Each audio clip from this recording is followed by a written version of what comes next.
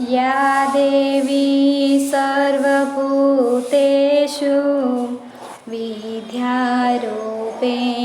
संस्थिता नमस्तस्यै नमस्तस्यै नमस्तस्यै नमो नमः। सबसे पहले देवी सरस्वती को नमस्कार वंदन। Hello my dear students, how are you? I am Manisha Malani from Gyan Manjari विद्यापीठ महुआ। फिर से वीडियो लेक्चर में आपका हार्दिक स्वागत करती हूँ। तो माय डियर स्टूडेंट्स, अगले वीडियो में हमने शब्दकोशः 1 उसका अभ्यास किया था। तो आज हम चैप्टर नंबर 6 है वो देखेंगे, उसका अभ्यास करेंगे। तो चैप्टर नंबर 6 है वो है कारक स्थाने विभक्ति हो। आज हम विभक्ति का प्रयोग करेंगे। शब्द रूपाणी विभक्ति जो है वो कितनी होती है, उसका प्रयोग है वो कैसे होते हैं, वो सब हम आज देखेंगे। तो इसमें यहाँ पे शब्द दिया है, उसका अर्थ दिया हुआ है। तो सह, सह का मतलब होता है वह, उसने। सह का मतलब क्या होता है? वह या तो उसने। बालकेन, बालकेन उसका मतलब होता है बालक से या तो बालक के द्वारा, बालक से या तो बालक के द्वारा। यहाँ पे जो शब्द दिया हुआ है और उसका मीनिंग क्या होता है वो आपको याद रखना है, ठीक है? तो बालकेन उसका मतलब होता है बालक से या तो बालक के द्वारा। नेक्स्ट गजम, यहाँ पे देखो म है ना, म इसमें हल दिया हुआ है। तो गजम मतलब हाथी को, गजम मतलब क्या होता है? हाथी को। उसके बाद दिया है मालायाह, मालायाह मतलब माला का अथवा तो माला के या तो माला की। तो यहाँ पे 4 शब्द दिया हुआ है, सह, बालकेन, गजम और मालायाह। प्रॉपर देखना है शब्द को, ठीक है? उसका मीनिंग है वो क्या होता है।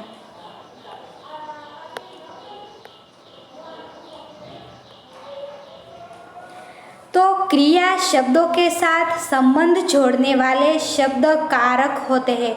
माय डियर स्टूडेंट्स, क्रिया है वो शब्दों के साथ, जो कोई भी क्रिया है वो शब्दों के साथ संबंध जोड़ने वाले शब्द कारक होते हैं। याद रखना, कारक है वो कौन होते हैं? तो क्रिया शब्दों के साथ जो संबंध जोड़ने वाले शब्द है वो कारक होते हैं। तथा इन कारकों को व्यक्त करने वाले शब्द या प्रतिकारक चिन्ह है। याद रखना माय डियर स्टूडेंट्स, कारक को जो व्यक्त करने वाले शब्द है, कारक को जो व्यक्त करता है वो शब्द है वो प्रत्ययकारक चिन्ह है, प्रत्ययकारक चिन्ह है। तो जिन्हें कारक विभक्ति कहा जाता है। तो कारक विभक्ति है वो किसे कहा जाता है, उसकी यहाँ व्याख्या दी गई है। तो संस्कृत में कारक और उसकी विभक्तियाँ इस प्रकार होती है। तो यहाँ पे संस्कृत में कौन से कारक है, कौन सी विभक्ति है, वो यहाँ इस प्रकार होती है, वो हम देखेंगे।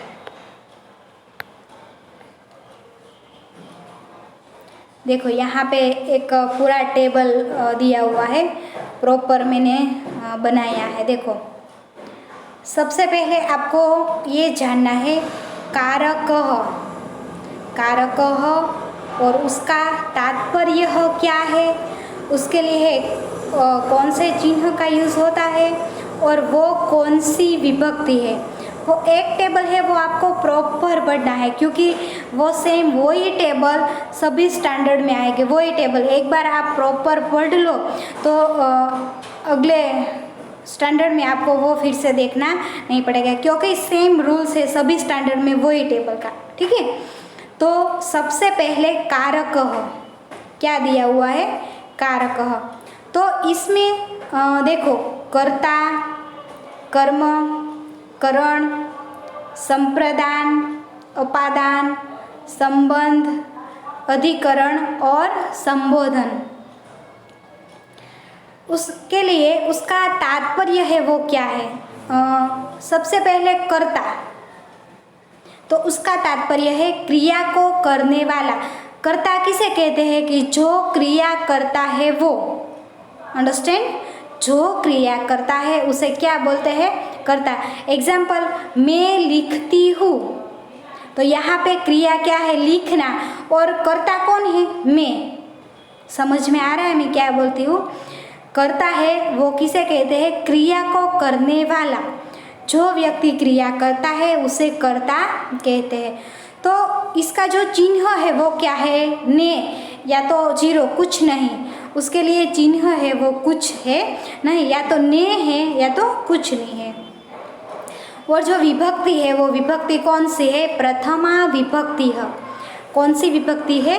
प्रथमा विभक्ति है। तो सबसे पहले कर्ता, कर्ता मतलब क्रिया को करने वाला। उसके लिए चिन्ह है ने या तो कुछ नहीं, और उसकी विभक्ति है प्रथमा विभक्ति है। उसके बाद कर्म, कर्म उसका तात्पर्य क्या है? कि जिस पर की क्रिया का प्रभाव पड़े। तो जिस पर क्रिया का प्रभाव होता है उसे कर्म बोलते हैं। क्या बोलते हैं? कर्म। मतलब उसका चिन्ह है को या तो जीरो, कुछ नहीं। को या तो जीरो, कुछ नहीं। उसकी विभक्ति है द्वितीया विभक्ति। उसके बाद करण, करण उसका तात्पर्य है जिससे क्रिया की जाए। जिससे क्रिया की जाए। हम एक गुजराती लैंग्वेज में प्रॉपर बोले, करण मतलब होता है साधन। हम जो भी क्रिया करते हैं वो कौन से साधन से करते हैं, तो साधन को क्या बोलते हैं? करण। क्या बोलते हैं? करण। एग्जाम्पल, मैंने पेन से पेपर लिखा। क्या है? मैंने पेन से पेपर लिखा। तो यहाँ पे मैं पेपर तो लिख रही हूँ, पर लिखने के लिए कौन से साधन का यूज़ हुआ है? पेन। तो पेन है वो क्या है? करण है। तो करण है उसका मतलब होता है कि जिससे क्रिया की जाए, जिसी वजह से क्रिया होती है उसे क्या बोलते हैं? करण। तो इसके लिए चिन्ह है से या तो के द्वारा। मैंने बताया ना अभी एग्जाम्पल में, मैंने पेन से पेपर लिखा था। देखो यहाँ पे से का यूज हुआ, तो मैंने पेन से पेपर लिखा, तो पेन है वो करण है। तो उसकी विभक्ति है तृतीया विभक्ति है। कौन सी विभक्ति है? तृतीया विभक्ति है। उसके बाद है संप्रदान। संप्रदान मतलब जिसके लिए क्रिया हो। हम क्रिया करते हैं लेकिन वो क्रिया हमारे लिए नहीं होती, दूसरे के लिए वो क्रिया होती है, तो उसे क्या बोलते हैं? संप्रदान। क्या बोलते हैं? संप्रदान। तो इसमें जिसके लिए क्रिया हो, मैं एग्जाम्पल देती हूँ कि मैं मेरी फ्रेंड के लिए नाश्ता लाई। तो नाश्ता लाने की क्रिया जो है वो हमारे लिए नहीं है। नाश्ता तो मैं लाती हूँ, पर क्यों लाती हूँ? फ्रेंड्स के लिए। तो वो क्रिया है वो दूसरों के लिए होती है ना, तो उसे क्या बोलते हैं? संप्रदान। क्या बोलते हैं? संप्रदान। तो इसका तात्पर्य है जिसके लिए क्रिया हो। मैंने बताया मैं मेरे फ्रेंड के लिए नाश्ता लाई, तो के लिए उसका चिन्ह है के लिए या तो को। के लिए या तो को। तो वो विभक्ति है चतुर्थी विभक्ति है। कौन सी विभक्ति है? चतुर्थी विभक्ति है। उसके बाद है अपादान। अपादान उसका मतलब होता है कि उससे अलग होना। तो जहाँ से वो अलग हो, जहाँ से वो अलग हो उसे क्या बोलते हैं? अपादान। तो अपादान का तात्पर्य है कि जहाँ से अलग हो। उसका चिन्ह है से। उसका चिन्ह है वो क्या है? से। और वो विभक्ति है पंचमी विभक्ति है। कौन सी विभक्ति है? पंचमी विभक्ति है। उसके बाद है संबंध। संबंध उसका तात्पर्य है कि किसी व्यक्ति, वस्तु या स्थान से संबंध, किसी व्यक्ति, ब्रदर सिस्टर का रिलेशन होता है, मदर फादर का होता है ना, तो किसी व्यक्ति और वस्तु या स्थान से, कोई भी वस्तु या स्थान से भी संबंध होता है तो उसे संबंध कहते हैं। क्या बोलते हैं? संबंध। उसका जो चिन्ह होता है का, के और की, कौन सा चिन्ह होता है? का, के और की। तो उसके लिए विभक्ति है षष्ठी विभक्ति है। कौन सी विभक्ति का प्रयोग होता है यहाँ पे? षष्ठी विभक्ति है। उसके बाद है अधिकरण। तो अधिकरण का मतलब होता है, उसका तात्पर्य जहाँ क्रिया हो, जहाँ पे क्रिया हो। तो इसमें चिन्ह है मैं या पर। मैं बेंच पर बैठकर पेपर लिखता हूँ, तो क्रिया कहाँ हुई? बेंच पर हुई ना, बेंच पर बैठकर वो पेपर लिखता है ना, तो इसलिए अधिकरण, अधिकरण मतलब जहाँ क्रिया हो। तो वो विभक्ति है सप्तमी विभक्ति है। उसके बाद संबोधन, बुलाने के अर्थ में, उसका तात्पर्य क्या है? बुलाने के अर्थ में। तो हम कोई महान व्यक्ति है, हमारे टीचर्स है, प्रिंसिपल सर है, तो वो सभी को हम संबोधन करके बुलाते हैं ना, हे, अरे, वो, ऐसे बोलते हैं, हम संबोधन करके उसे बुलाते हैं। इसमें विभक्ति नहीं है। तो यहाँ पे कारक स्थानीय विभक्ति है, तो विभक्ति है कर्ता, कर्म, करण, संप्रदान, अपादान, संबंध, अधिकरण और संबोधन। इसका तात्पर्य है, उसका चिन्ह है और विभक्ति है। विभक्ति सप्तमी तक है। प्रथमा विभक्ति है, द्वितीया विभक्ति है, तृतीया विभक्ति है, चतुर्थी विभक्ति है, पंचमी विभक्ति है, षष्ठी विभक्ति है और सप्तमी विभक्ति है। तो यहाँ पे सप्तमी विभक्ति तक विभक्ति है। तो वो जो पूरा टेबल है वो आपको फेयरबुक में ड्रॉ करना है और वो पूरा टेबल प्रॉपर राइट करना है और लर्न भी करना है कि कौन सा कारक है, उसका तात्पर्य क्या है, उसका चिन्ह क्या है और इसमें कौन सी विभक्ति का यूज़ होता है। क्लियर? वो फेयरबुक में राइट करना है और लर्न करना है।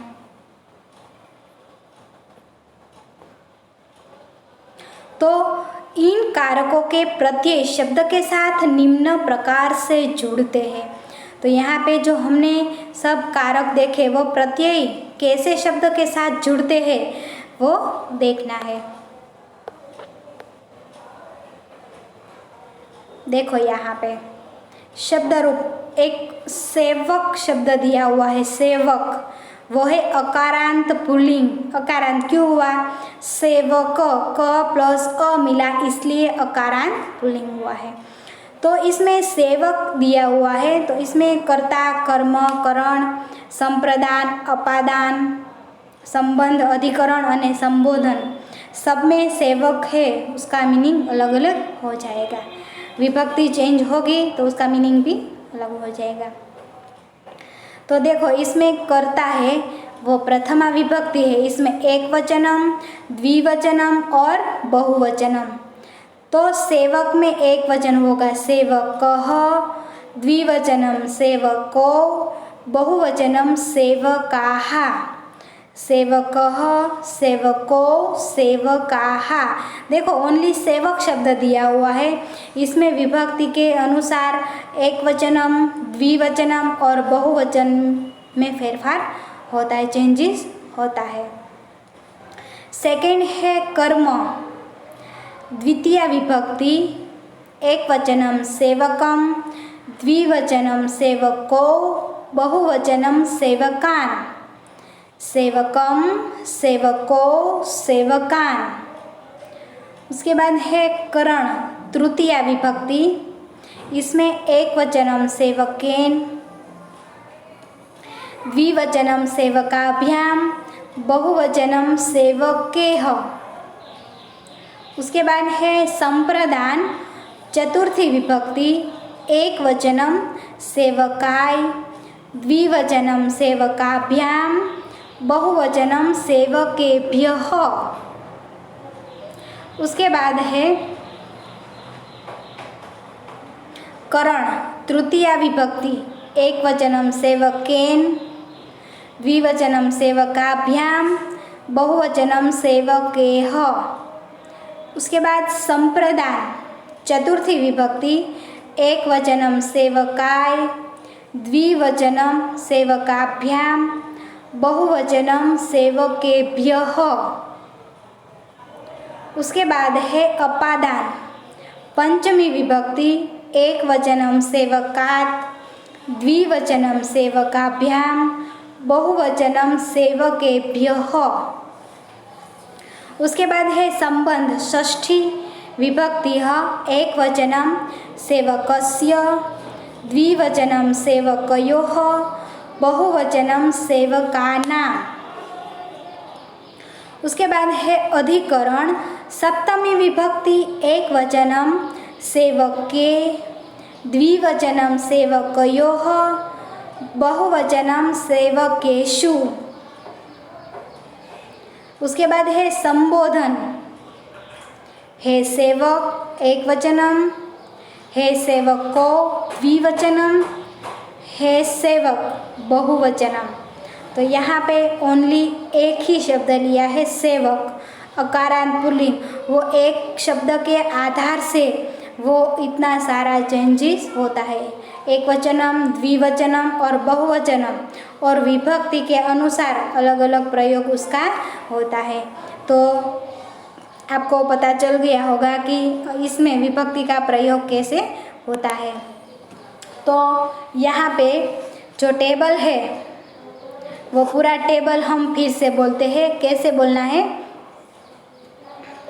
सेवकः, सेवको, सेवकाः, सेवकं, सेवको, सेवकान्, सेवकेन, सेवकाभ्याम, सेवकेह, सेवकाय, सेवकाभ्याम, सेवकेभ्यः, सेवकात्, सेवकाभ्याम, सेवकेभ्यः, सेवकस्य, सेवकयोः, सेवकानां, सेवके, सेवकयोः, सेवकेषु, हे सेवक, हे सेवको, हे सेवक। आगे स्त्रीलिंग व नपुंसकलिंग के रूपों के लिए परिशिष्ट देखिए। तो यहाँ पे स्त्रीलिंग और नपुंसकलिंग उसके जो परिशिष्ट है वो देखना, उसके रूपों है वो कैसे। तो नीचे कुछ वाक्य दिए गए हैं जिनमें अलग अलग विभक्तियों का प्रयोग किया गया है। इन विभक्तियों का कारक चिन्हों के आधार पर अर्थ समझिए। वो कारक चिन्ह के आधार पर उसका अर्थ क्या होता है वो हमें समझना है, क्योंकि वाक्य है इसमें अलग अलग विभक्तियों का प्रयोग होता है और अलग अलग विभक्तियों में कारक चिन्ह है वो अलग होते हैं और उसका मीनिंग है वो भी चेंज हो जाता है। वो अर्थ है वो हमें समझना है। तो इसमें देखो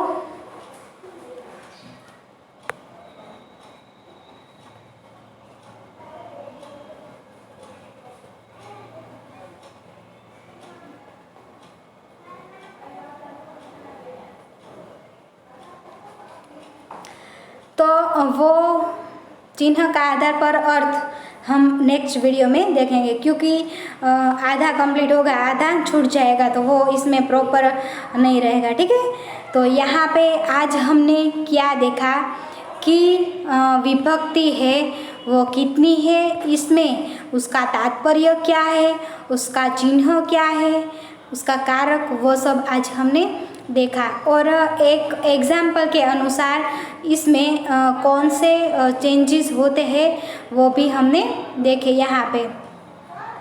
तो आपको होमवर्क में आपको होमवर्क में 2 टेबल फेयरबुक में राइट करना है। कौन कौन से टेबल? फर्स्ट वन जो हमने वो देखे थे वो कारक, तात्पर्य, उसका चिन्ह और उसकी विभक्ति, वो टेबल आपको फेयरबुक में प्रॉपरली ड्रॉ करना है और पूरा टेबल लर्न करना है क्लियरली। कौन से कारक है, इसके लिए कौन से तात्पर्य का यूज़ होता है, इसमें चिन्ह कौन सा है और कौन सी विभक्ति होती है।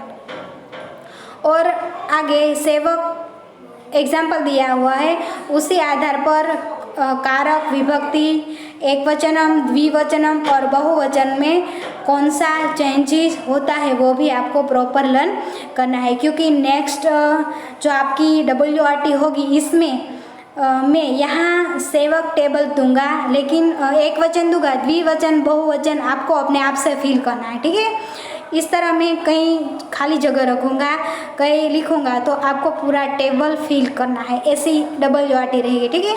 इसलिए आपको वो टेबल है वो प्रॉपर फेयरबुक में राइट करना है और पूरा टेबल लर्न करना है। लर्न है वो आप कैसे करोगे?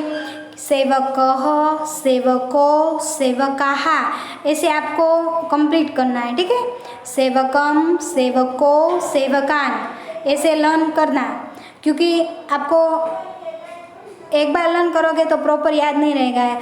ऐसा हो तो 2 टाइम, 3 टाइम, 4 टाइम आपको बुक में राइट करना है तो प्रॉपरली याद रहेगा, ठीक है। आशा है कि आपको इसमें मज़ा आया होगा। Thank you.